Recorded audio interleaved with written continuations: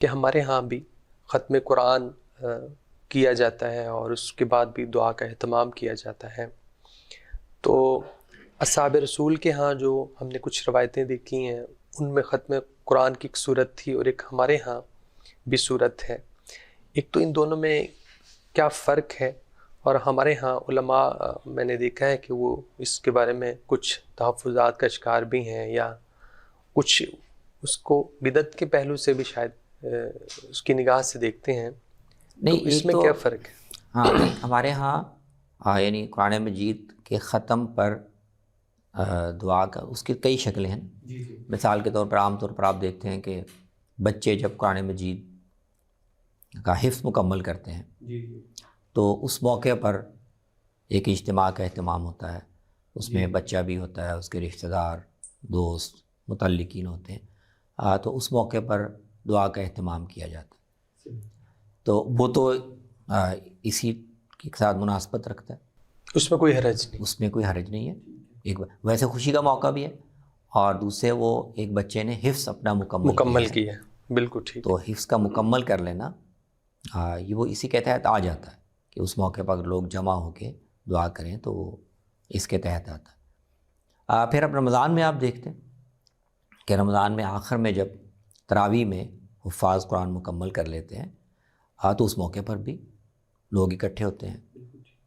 باہر سے بھی لوگ آ جاتے ہیں، جو حاضرین ہوتے ہیں تو وہ بھی اس کے ساتھ مناسبت رکھتا ہے، جو بھی قرآن کی ایک تلاوت مکمل ہوئی کافی دن کا. وہ ایک الگ بات ہے کہ تلاوت کے آداب اور حدود کا خیال رکھا گیا، وہ ایک الگ مسئلہ ہے.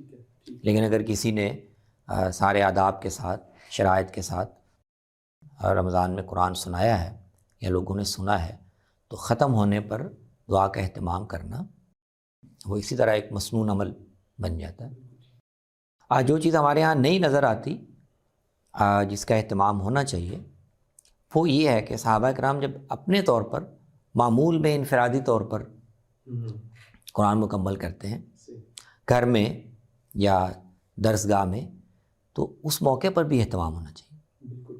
جو آدمی بھی قرآن کی تلاوت مکمل کر رہا ہے وہ بہت لمبا چوڑا اہتمام نہ کرے، لیکن جو قریبی متعلقین ہیں ان کو جمع کرنا اور مل کے دعا کرنا، یہ ترغیب بھی ہوتی ہے. بالکل صحیح. اس سے ان کو بھی اہمیت سمجھ میں آتی ہے اور تعلیم بھی ہوتی ہے کہ قرآن کی تلاوت مکمل کرنی چاہیے. تو یہ ساری صورتیں تو صحابہ کے عمل اور اس کے اسوے کے مطابق ہیں. بالکل ٹھیک. اس میں تو کوئی اشکال کی بات نہیں ہے. ایک جو ختم قرآن کی شکل رائج ہے نا، جو اصالہ ثواب کے لیے ہوتی ہے کسی کے وفات پر، اس میں کافی بات ہے. یعنی وہ یہ ہوتا ہے کہ ایک آدمی فوت ہو گیا تو اب اس کے اصالہ ثواب کے لیے کسی ایک مجلس میں متعلقین یا بعض دفعہ مدرسوں کے طلباء ان کو بلایا جاتا ہے اور وہاں بیٹھے بیٹھے 1 گھنٹے آدھ گھنٹے میں قرآن مجید کے پارے مکمل کر کے تو وہ اس کو گویا بخش دیتے ہیں. یہ جو طریقہ ہے نا، اس کے پیچھے تصورات بھی بہت مختلف ہیں اور تو اس میں مسائل ہیں. یعنی اصل میں جو صحابہ کے عمل سے چیز معلوم ہوتی ہے وہ یہ ہے کہ قرآن کی تلاوت کا معمولاً اہتمام یہ اہم ہے. بالکل ٹھیک ہے. صحیح.